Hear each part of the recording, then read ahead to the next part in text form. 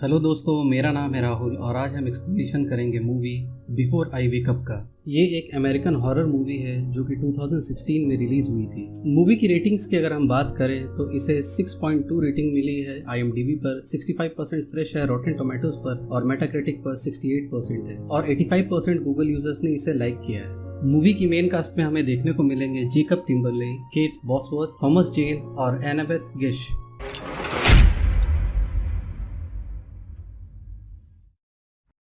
Movie की starting में हमें एक आदमी को दिखाया जाता है जो कि गन लेकर एक छोटे बच्चे को मारने के लिए आता है। वो ऐसा क्यों कर रहा है ये हमें कहानी में आगे पता चलेगा। जैसे ही वो उस बच्चे को मारने वाला होता है, उस बच्चे की नींद खुल जाती है और वो आदमी चाह कर भी उसे नहीं मार पाता। अगले सीन में हमें एक कपल जेसी और मार्क को दिखाया जाता है जो कि एक ऑर्फनेज में आए होते हैं। ऑर्फनेज की वार्डन नेटली उन्हें कोडी की फोटो दिखाती है, जिसे देखकर वो डिसाइड करते हैं कि वो कोडी को अडॉप्ट करेंगे। ये कपल कोडी को इसलिए अडॉप्ट करने के लिए आया था क्योंकि उनका खुद का बच्चा शॉन जो कि एक एक्सीडेंट में मर चुका था। नेटली मार्क और जेसी को बताती है कि कोडी पहले भी फॉस्टर पेरेंट्स के पास रह चुका है और उसके सारे पिछले फॉस्टर पेरेंट्स अच्छे नहीं थे। कोडी काफी अच्छा बच्चा है और उसका बिहेवियर भी काफी अच्छा है, फिर भी उसके पिछले फॉस्टर पेरेंट्स उसे रखना नहीं चाहते थे। नेटली की ये सारे बातें सुनकर ये कपल काफी हैरान होता है, लेकिन फिर भी वो कोडी को अडॉप्ट करने के लिए मान जाते हैं। यहाँ पर जेसी और मार्क अपने बेटे के मौत की वजह से काफी ट्रॉमा में थे, इसीलिए वो एक बच्चे को गोद लेना चाहते थे ताकि उनकी लाइफ फिर से नॉर्मल हो सके।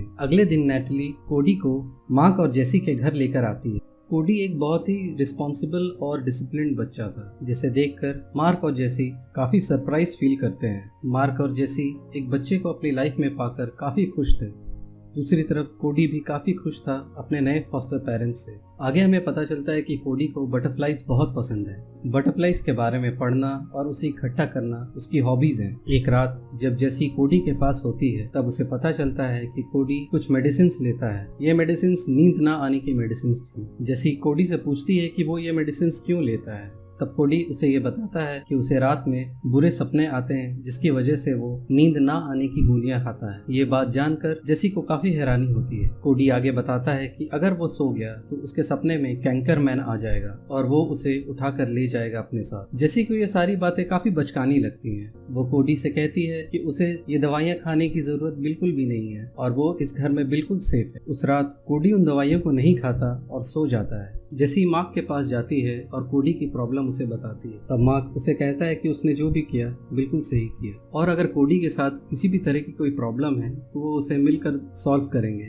रात के वक्त जब मार्क और जेसी टीवी देख रहे होते हैं तो अचानक से रूम में बहुत सारी तितलियां आ जाती हैं। इतनी सारी तितलियों को देखकर दोनों काफी हैरान हो जाते हैं। मार्क उनमें से एक तितली को ग्लास में पकड़ लेता है ताकि वो कोडी को उसे दिखा सके, लेकिन फिर अगले ही पल सारी तितलियां गायब हो जाती हैं। अचानक से ये सब क्या हुआ, जेसी और मार्क दोनों इस बात को लेकर काफी कंफ्यूज हो जाते हैं। इस इंसिडेंट की वजह से जेसी रात को सो नहीं पा रही थी। जब वो पानी पीने के लिए डाउन हॉल जाती है तब उसे महसूस होता है कि उसके आसपास कोई है।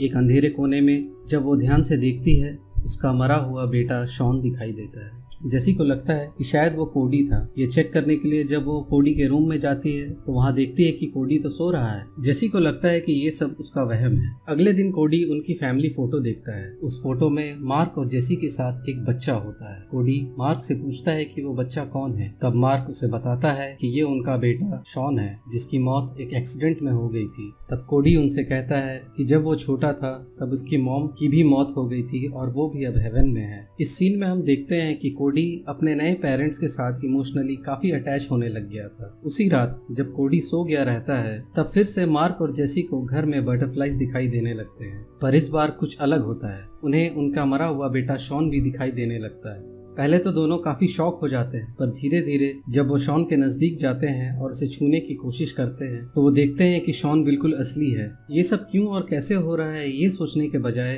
दोनों कपल शॉन को अपने गले से लगा लेते हैं और ये सोचते हैं कि शायद उनका बेटा वापस आ चुका है। पर अगले ही पल हम देखते हैं कि कोडी जो ऊपर अपने कमरे में सो रहा था उसकी नींद खुल जाती है और जैसे ही कोडी अपनी आंखें खोलता है शॉन और वो सारी तितलियां गायब हो जाती हैं। अगले दिन कोडी मार्क और जेसी को सॉरी कहता है। जब मार्क उससे उस सॉरी की वजह पूछता है तब कोडी उन्हें बताता है कि वो रात को जो भी सपने देखता है वो रियलिटी में आ जाती है, मतलब उसके सारे सपने सच होने लगते हैं। यहाँ पर मार्क और जेसी ये समझते हैं कि ये एक गॉड गिफ्ट है जो कोडी को मिला है। मार्क और जेसी इस बात को काफी लाइटली लेते हैं। कोडी जब स्कूल से वापस घर आता है तब जेसी उसे शॉन की कुछ वीडियोस दिखाती है। वीडियो देखकर सारे लोग पुराने मोमेंट्स को एंजॉय करते हैं। रात को जब कोडी सोता है तो शॉन के बारे में सपने देखता है। सपने में वो वही सब देख रहा होता है जो उसने वीडियोस में देखा था। दूसरी तरफ मार्क और सूजी भी शॉन को देखते हैं। अभी तक सूजी को पता चल गया था कि कोडी जो भी सपना देखता है वो सच में बदल जाती है, इसीलिए वो बार बार कोडी से अपने बेटे शॉन के बारे में बातें करती और उसे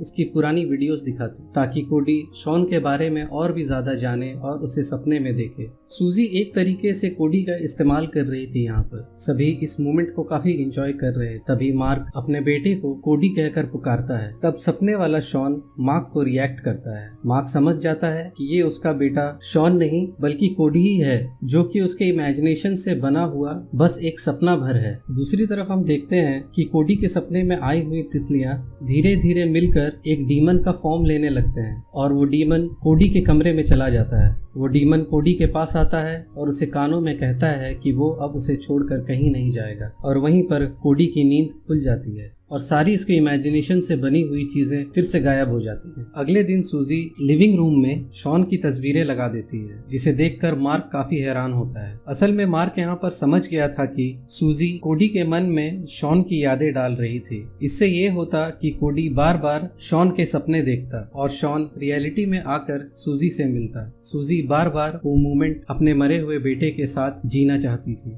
मार्क इस चीज को लेकर सूजी को कन्फ्रंट करता है और उसे कहता है कि वो जो भी कर रही है बिल्कुल भी ठीक नहीं कर रही है। एक छोटे बच्चे को अपने मतलब के लिए इस्तेमाल करना अच्छी बात नहीं है, मगर सूजी अपने मरे हुए बेटे के प्यार में बिल्कुल पागल हो चुकी थी। वो मार्क की बात बिल्कुल नहीं मानती। अगले दिन जब कोडी स्कूल जाता है तब वहाँ एक बदमाश लड़का उसके पेट बटरफ्लाई को मार देता है, जहाँ कोडी की एक फ्रेंड उसे कन्फ्रंट करती है। इस बात से कोडी काफी अपसेट हो जाता है और रिसेस में बाहर जाने के बजाय अपने क्लासरूम में ही रहता है। क्लासरूम में बैठे बैठे उसे नींद आ जाती है और वो सो जाता है। जैसे ही कोडी सोता है फिर से वही बदमाश लड़का उसे परेशान करने के लिए क्लासरूम में आता है। जैसे ही वो लड़का कोडी के नजदीक पहुंचता है वहां पर कैंकर मैन आ जाता है। ये कैंकर मैन वही था जिसके बारे में कोडी ने सूजी को बताया था और देखते ही देखते वो कैंकर मैन उस बच्चे को अपने अंदर कंज्यूम कर लेता है। दरवाजे पर खड़ी कोडी की फ्रेंड ये सारा कुछ देख लेती है और जोर से चीखती है। तभी कोडी की नींद खुल जाती है और वो कैंकर मैन गायब हो जाता है। स्कूल के बाद जेसी कोडी को लेने के लिए आती है। इस पूरे इंसिडेंट से कोडी काफी घबरा गया था और वो जेसी से कहता है वो जल्दी से जल्दी घर चले। रात को जेसी इंतजार कर रही होती है कोडी के सोने का, ताकि वो जल्द से जल्द सपना देख सके और जेसी अपने मरे हुए बेटे से मिल सके। पर यहाँ पर कोडी समझ चुका था कि कैंकर मैन वापस आ चुका है और वो अगर दोबारा से सोया तो वो फिर आ जाएगा। इसीलिए वो बहुत सारी कॉफी कंज्यूम कर लेता है ताकि उसे नींद ना आए, पर ना चाहते हुए भी उसे नींद आने लगती है और फिर उसे वही स्कूल का बच्चा एक डीमन फॉर्म में नजर आने लगता है। वो बार बार जागने की कोशिश करता है कि वो डीमन से बच सके। दूसरी तरफ हम देखते हैं कि जेसी को उसका मरा हुआ बेटा शॉन भी नजर आने लगता है, लेकिन शॉन इस वक्त काफी अजीब तरीके से बिहेव कर रहा था। कोडी अपने रूम में डर कर चिल्लाने लगता है, मैं जाग रहा हूँ, मैं जाग रहा हूँ। कोडी की चीख सुनकर जेसी उसके पास भागती है। अगले दिन कोडी मार्क से कहता है कि उसकी तबीयत ठीक नहीं है और वो स्कूल नहीं जाना चाहता। इस पर मार्क उसे कहता है कि कोई बात नहीं, अगर वो स्कूल नहीं जाना चाहता तो 1-2 दिन वो लीव ले सकता है। अगले सीन में हमें दिखाया जाता है कि मार्क के घर कुछ पुलिस ऑफिसर्स आते हैं। वो मार्क को बताते हैं कि कोडी की स्कूल में जो बच्चा था वो अभी भी गायब है। ये वही लड़का था जो कोडी को परेशान कर रहा था। कोडी यहाँ समझ गया था कि उस बच्चे के साथ कुछ बुरा हो गया है। मार्क ये सारी बात सूजी को बताता है कि कोडी के स्कूल में क्या हुआ है। उसी दिन रात को हम देखते हैं कि सूजी कोडी के दूध में नींद की गोलियां मिला देती है ताकि वो सो पाए और शॉन को अपने सपने में देख पाए। कोडी जब रात में सो जाता है और सपने देखने लगता है तब वहाँ पर मार्क और सूजी को शॉन दिखाई देता है, पर इस बार शॉन काफी अजीब दिख रहा था। सूजी शॉन के पास जाती है और उससे पूछती है कि वो इतना डल क्यों दिख रहा है और देखते ही देखते शॉन एक डीमन में बदलने लगता है। तभी वहाँ रखे हुए गिफ्ट बॉक्स के अंदर से कैंकर मैन बाहर निकलता है। मार्क ये सब कुछ देखकर कोडी की तरफ भागता है उसे जगाने के लिए, पर यहाँ कोडी नींद की गोलियों की वजह से उठ नहीं पाता। कैंकरमैन उनका पीछा करते हुए कोडी की रूम पर आता है। मार्क यहाँ कोडी को बचाने की कोशिश करता है, लेकिन कैंकरमैन उसे भी अपने अंदर कंज्यूम कर लेता है और जेसी को धक्का दे देता है और उससे जेसी बेहोश हो जाती है। अगले सीन में हम देखते हैं कि जेसी बेहोशी के हालत में कोडी को देखती है 911 को कॉल करते हुए। पुलिस के लोग जब वहाँ पर आते हैं तो उन्हें पता चलता है कि जेसी ने कोडी को नींद की गोलियां दी थी। एक छोटे बच्चे को नींद की गोलियां देना ये एक इनलीगल काम था, जिसकी वजह से पुलिस कोडी को वापस ले जाती है ऑर्फनेज। अगले दिन सूजी वापस ऑर्फनेज जाती है।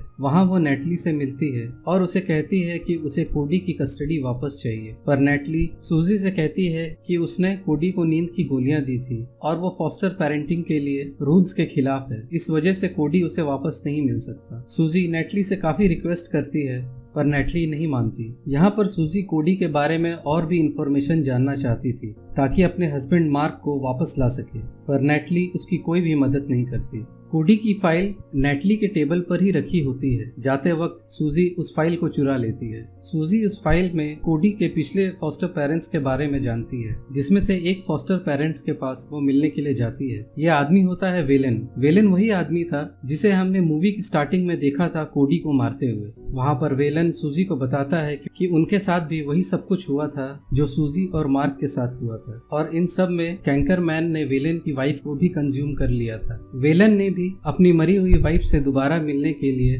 कोडी को फोर्स किया था कि वो उसकी वाइफ के सपने देखे ताकि वेलन अपनी वाइफ से हर रात मिल सके।